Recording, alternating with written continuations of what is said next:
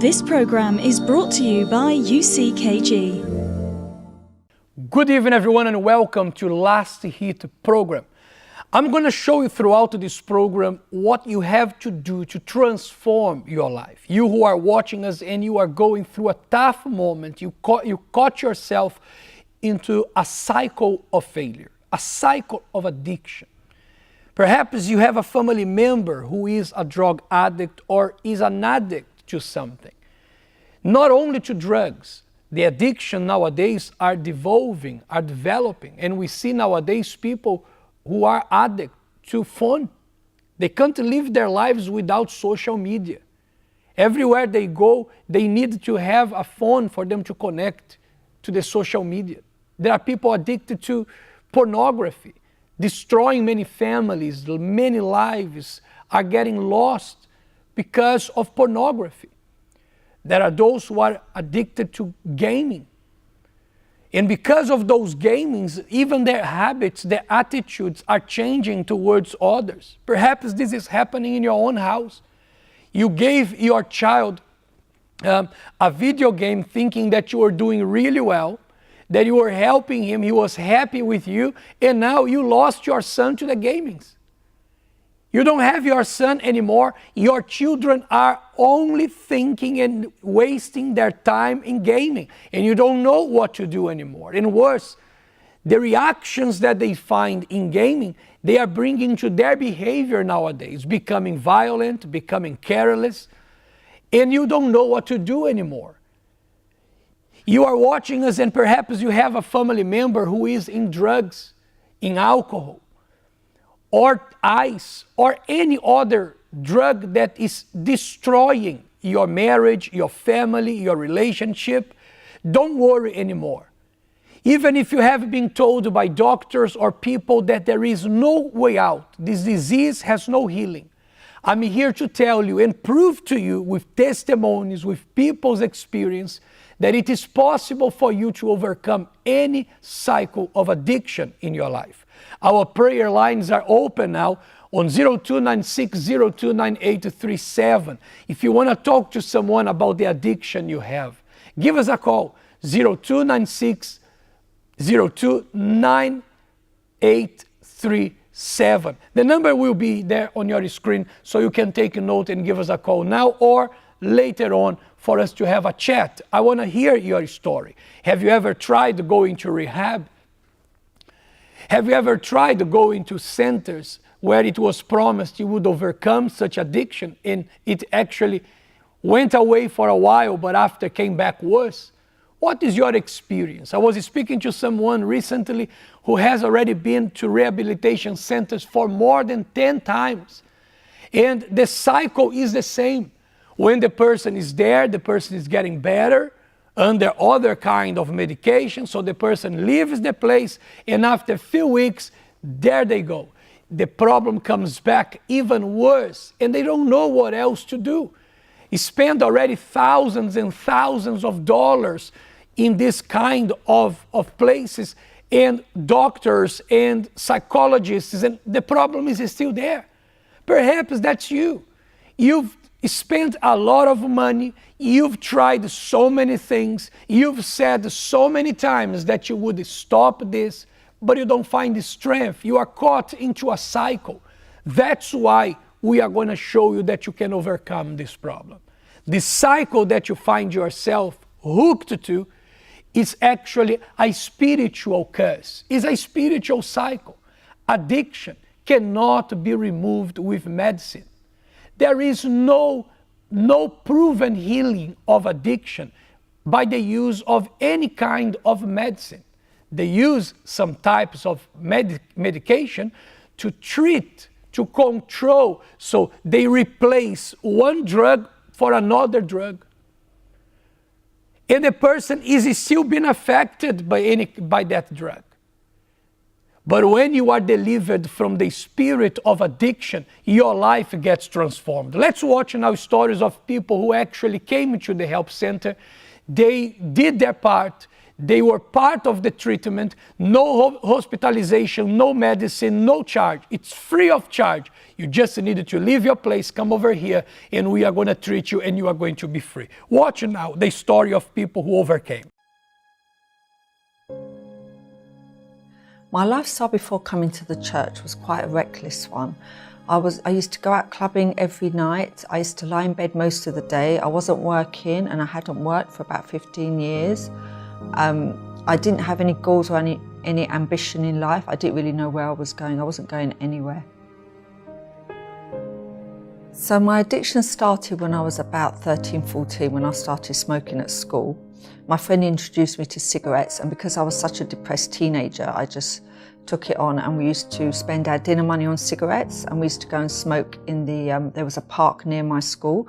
We used to go and smoke in the park, and we used to get through, I think, a packet of 20 cigarettes a day between us. That was at the age of 13, 14, and that continued, and I smoked on and off until I was about 30, 35. I carried on smoking for about a good 20 years, and then later on, when I stopped smoking, I became addicted to clubbing. I used to go out practically every single night, if not 7 nights a week, then at least 6 nights a week. I used to go out clubbing because I was addicted to dancing. When I was on the dance floor, I felt really happy. I felt like a buzz and excitement, which I didn't have yet the rest of the time. So I would be in nightclubs every single night. My addiction was triggered by there was a loneliness in my heart, and what happened was I decided to join an evening class for Latin American dancing, salsa, merengue, and when I learned, I just went to the club to see how it was, and from the time I went there, I loved the buzz, I loved the excitement, so I just started going every single night. I just became addicted. There was a lot of people addicted like me, and we would just go from one club to the other every single night. There wasn't a night, maybe there was one night in the week I didn't go out, but then I would just feel depressed and I'd just wait for the following night. I'd go about 11, 12, and I'd come home about 4, 5 o'clock in the morning.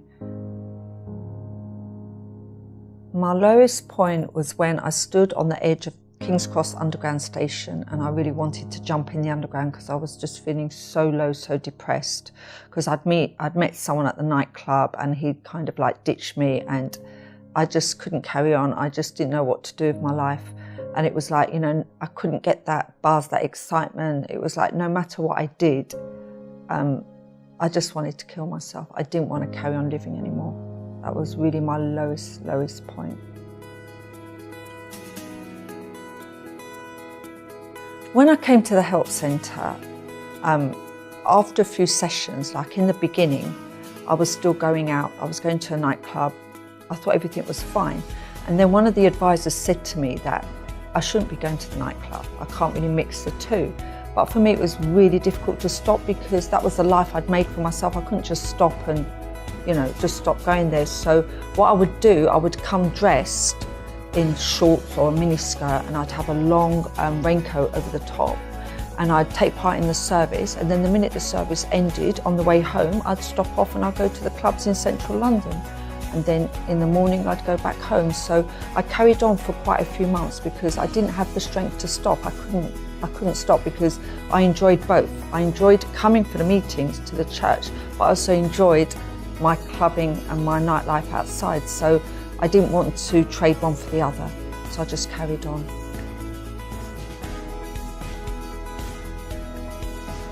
I've been free from this addiction, it must be about 16 years now. I don't go to clubs anymore. I'm not addicted anymore to dancing or anything like that. But it was so crazy because in the beginning, I'll never forget that I came for a meeting for a church service, and during the offering, they gave me a free Bible. And I remember I was so happy to receive this Bible, and I put it in my pocket in my raincoat, and I went to the nightclub and I lost it in the nightclub. So the following morning I rang the nightclub and I said to them, have you found my Bible? I lost a Bible in the nightclub. And they just said to me, we don't do Bibles, and they put the phone down on me. I think they were quite, annoyed that I would even bring a Bible in the nightclub, but that's how bad the addiction was. And I remember feeling really, really upset that I lost this brand new Bible that I was given as a gift. But I just couldn't stop, I couldn't balance it. But now, thank God, I'm free. I'm completely free.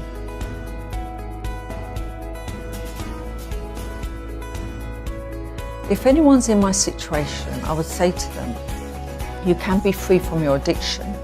But obviously it's a process, but the first thing is you have to want to be free.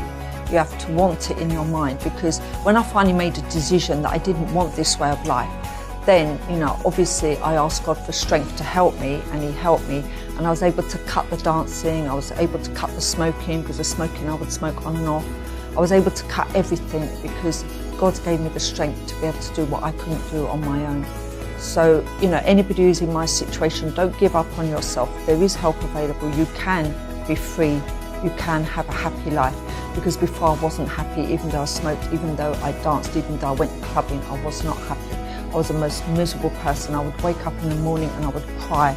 I would go to bed crying, but now I don't have any addictions. I don't rely on anything to make me happy, and now I'm happy on my own.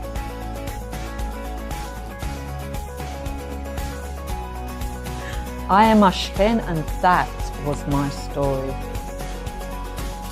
And on Psalm 116 says, I love the Lord because He has inclined His ears to me. Therefore, I will call upon Him as long as I live. So God, He wants you to call upon Him. The answer that you have is on God. The deliverance of this spirit who affects you so much is upon God. And then He says, the cords of death encircled me, and the pains of Sheol took hold of me. I found trouble and sorrow. Then I called upon the name of the Lord, and the Lord delivered. Can you notice?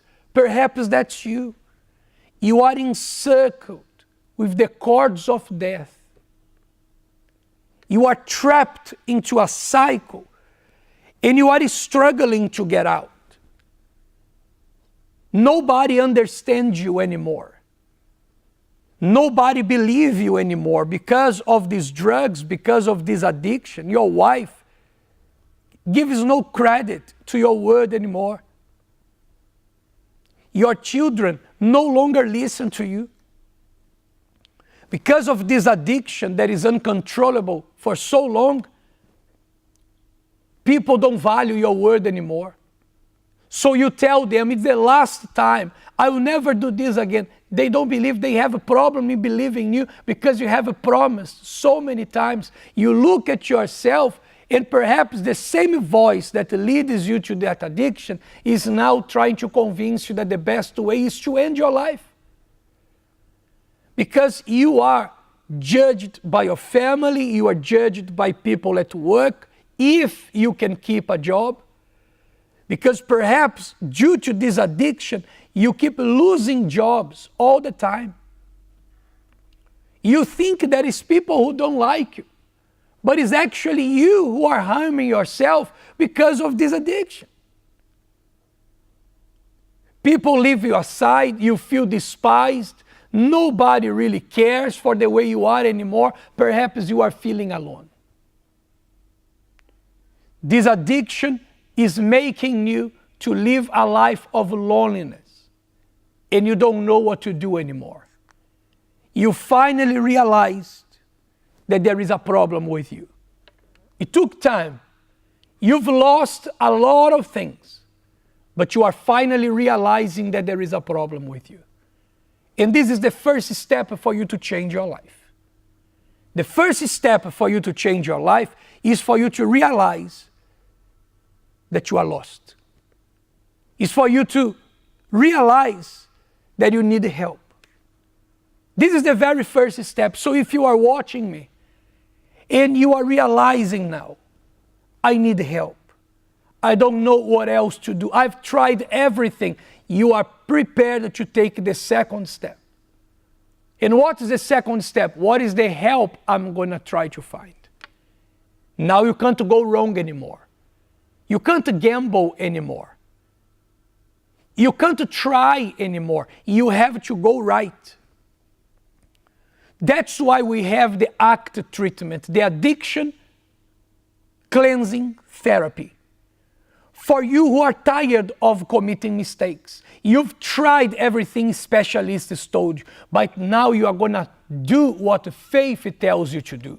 You are going to attend our services. I want to challenge this addiction. If you leave the place where you are watching us from, and you visit here, one of the treatments in any help center or silk center in Asia and Oceania, and you receive the prayer of the treatment, and in few minutes you don't see anything happening, I come back here on this program to say that everything that I am reading in the Bible is not true. It is impossible for you who are acknowledging, realizing that you have a problem, and now you are accepting the help of God. It's impossible for you to leave your place, come to our place, receive the treatment, obey, and your life remains the same. The moment that we remove this spirit of addiction from your life will never be the same again. But of course, you have to react against this problem right now. You have to take a decision. I'm going to fight back. And this is the opportunity for you. No hospitalization, no charge, no medication. All you need to do is to come here to this place. Actually, I'm hosting this program from the very place, the same place that we have the treatment. Because on this place, your life is going to change. 0296-029837. If you want to have a word with us 24/7, we are on this line prepared to give you whatever you need, what you need to solve the problem. See what is happening here, how people's lives are getting transformed, because the same is going to happen with you. When I was around 14, I used to steal money out of my stepdad's wallet, and I would use this money to go hang out with my friends, to go do whatever we felt like doing at the time. When I was 15, I was using this money to smoke weed. From the age of 16, I spent every single day of my life high without fail. I started smoking cigarettes. There was just a couple a day when I first started, but I had a cousin of mine who used to smoke a lot, and because he smoked and I was with him, I started smoking a lot of cigarettes too. By the time I was 17, I was involved with illegal activities. Some of my family were involved in growing weed and selling it to people around the community, and this was quite common where I was from for people to be doing this kind of stuff. When we had no weed to smoke and we were bored, we would just smoke the leaves as well. Smoking the leaves does nothing for you whatsoever. You can smoke 3 kgs of leaves, nothing will happen for you. But because we were so bored, we didn't have nothing to do, and it was a habit, we would smoke the leaves. I was also smoking a lot of cigarettes. I was smoking 30 grams of tobacco within 2 days, which is probably around about 100 smokes every day. And when I ran out of tobacco to smoke, then I would be smoking the butts from out of the ashtray. I would pick them up, I would pick the tobacco out of all of them, and I would re-roll it into more smokes, and I would smoke it from there. When I turned 18, I wanted to get away from the life that I was living, and I thought that my biggest problem were my addictions. I thought that this was the thing that was destroying my life the most. And so I moved to another country. When I came to Australia, I started working, but all of the money that I had, I would smoke because I was depressed and I was sad and I was lonely and I didn't know what to do with my life. And so I would just resort back to the only thing that made me happy. The only thing that could give me a little bit of peace and calm and not make me think about the pathetic life that I was living. And I lived my life like this until the day I was evicted from my house and I became homeless. Even when I became homeless, I took everything that I would need to smoke. In case I found somebody that had weed and I needed to smoke with them, I would take my bong, I would take my lighters, my papers, my filters, I would take matches, I would take all the utensils I would need. If they needed scissors, I had scissors. I had pipes, I had hoses, I had everything that they would need if they needed to smoke. So after becoming homeless, I found somewhere to stay. It was an abandoned shack in the middle of a field in the middle of nowhere. And I stayed there. It was a place over my head. It was better than sleeping on the streets. But it was run down, full of rats. There was a pond underneath the house that mosquitoes would breed in. The house would be -2 inside of the house and it could be 24 outside. The house was cold and it was just disgusting.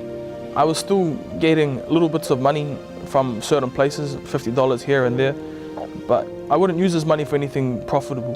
I would use this money, I'd go buy smokes, I would buy weed. If I didn't have any weed to smoke or any cigarettes, I would continue to smoke from out of the ashtray. I would scrape the inside of the bong and the hose, and I would grab all of the black stuff from inside of it, and I would smoke that. Majority of that was ash. But if I could smoke ash and get high, I would smoke it. I had an opportunity after maybe 3 months to get my life back on track. I received my tax return and I could have used this money to change my life. But I was so hooked on my addictions that I didn't do anything profitable with it. I just wasted it. I spent at least $700 on MDMA pills. I would have bought, I can't remember if it was a quarter of an ounce or half an ounce, and then the rest of that I spent on cigarettes. As well as my problems with addictions, this also caused spiritual problems in my life. I used to see shadows. I used to hear footsteps behind me when I walked. I used to hear 3 sets of voices inside of my head. They used to have conversations to each other. They used to tell me things like kill myself, that I'd never make it. They used to bring up things from the past. They would even touch me at night when I was sleeping. I used to have these sort of problems and I needed help. This is how I found the treatment. And as I kept coming, the spiritual problems that I had started to leave. I stopped seeing shadows. I stopped hearing voices, but I got bored. And I had nothing to do. I had a little bit of money on me and I just thought, I'd go see one of my old friends again and we'll go smoke some weed. When I smoked weed again that time, the spirits that were there before they had left, they came back. And I could hear them again. I could see them again. I could feel their presence around me. And as the months went past, as one day I'd stop, I wouldn't have it. Next day I'd start, I would have it. And that's when I understood that it was the weed was bringing these voices inside of my head. That addiction was a spiritual problem. And I realized that the only way that I could have a spiritual cure is if I did the spiritual treatment. So I came to the treatment and I did the treatment properly. I went all out. I did everything that they told me to do, everything that I needed to do. I put my life into this treatment. So you see my life today, firstly being, I don't have these spiritual attacks that I used to have. I don't hear voices. I don't see shadows. I don't hear footsteps walking behind me. I don't feel this presence around me because it's not there no more, it's gone. And when this left my life, is when all the problems left my life as well. I don't have problems with depression. I don't have suicidal thoughts. I don't want to kill myself anymore. I'm no longer homeless. I got my life back together. I've cleaned myself up and I'm free from addictions. I used to smoke at least 100 cigarettes every day down to nothing. I used to smoke at least 2 ounces of weed a week by myself down to nothing. I don't do any pills like I used to. Today my life is clean. Today my life has moved forward. I'm free. I'm no longer an addicted, homeless, pathetic man that I used to be. After coming to the treatment, my life has changed. Today I'm happy. Today I smile, I've got something to smile about because today I'm free. And as I did the treatment and my life has changed, if you do the treatment, your life will change as well, I guarantee you. How much do you want your life to be transformed? How much do you want to see your family transformed? How much do you want to set a rock on top of this problem? To put an end on this problem. How much do you want to see something that you never saw in your life before? So if you want very much, you have to be willing to do what you never did. This coming Sunday at 9:30 a.m. here in Australia, and the times may change from help center to help center depending on the country you are watching us from, but you can inbox us and we are going to confirm what is your time. In the service in the morning on Sunday, we are going to have the day that we are going to put this problem, this old problem, this addiction in your life, or any kind of problem. Perhaps you have a reoccurring problem in your finances, a reoccurring problem in your family, in your marriage. Whatever this problem is, we are finally going to put an end on the problem you have. We have the day of never again. Imagine you being able to see and say, this problem has never again stayed in my life. Never again. Can you imagine you are able to say addiction, never again you will stay in my life, and the addiction goes. Never again financial problem, never again marriage problem. Can you imagine you have the power to see this problem no more? That's exactly what God wants you to do. God wants you to be able to be free of this problem. When the blind came to Jesus asking for healing, he was able to see, and blindness was no more part of his life. When the cripple saw Jesus and used his faith, he never saw that crippleness anymore. When those who had incurable disease presented themselves to Jesus, they never saw the incurable disease anymore. and you who are watching me and you have an old problem, a reoccurring problem, this problem keep happening, is a cycle, you are going to come this Sunday and we are going to deliver you from this problem. If you want to take part of the campaign of the Day of Never Again, inbox us and we are going to explain how you can proceed. Your life is not in people's hands. Your life is in your hand. We are going to prepare ourselves for the prayer because your faith will make you well. The Never Again event on March 17th. This special Sunday is for anyone who is tired of problems or situations that keep coming back into their lives again and again and again. It's so revolting to see sickness destroying your health again, debts creeping into your finances again, arguments, grudges, and unfaithfulness attacking your marriage again, depression, stress, fear, and doubt affecting your future again. Now is the perfect time to act by faith. The book of 1 Samuel chapter 7 verse 13 says, "So the enemies of Israel were subdued, and they did not again come into the territory of Israel." They did not come again. Come and do your part, and when you do, God will certainly do His. In life at times, people and situations disappoint us. Have you ever given God a chance to help you out of your sufferings? Give God the opportunity to show you that He is capable and willing to help you. Close your eyes and open your heart, because now is the moment of prayer.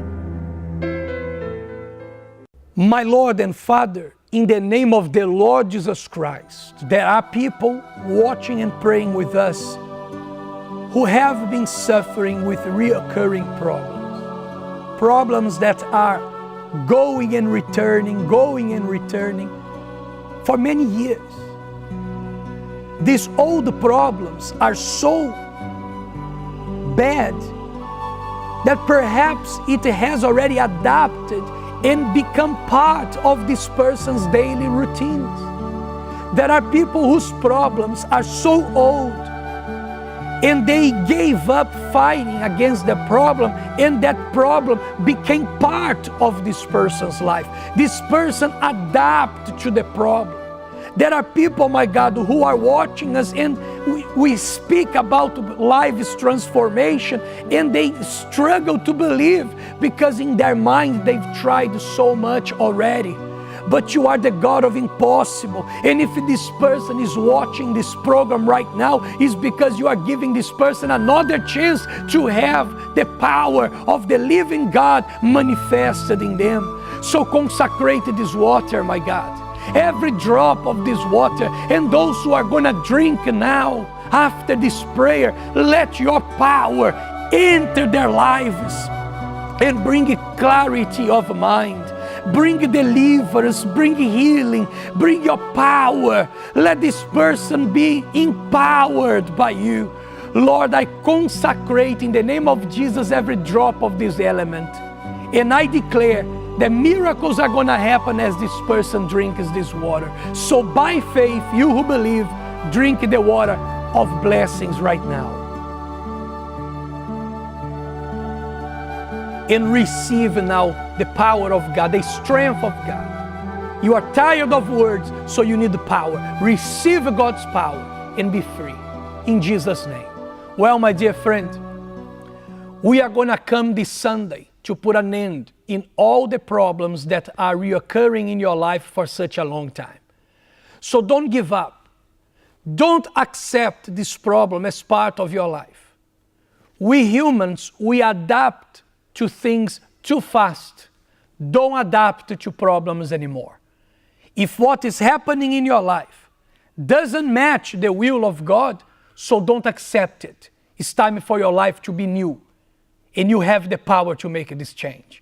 If you want to talk to us, help@uckg.org.au. You can send me your story and I will personally reply to your email. Have a wonderful night. God bless you all.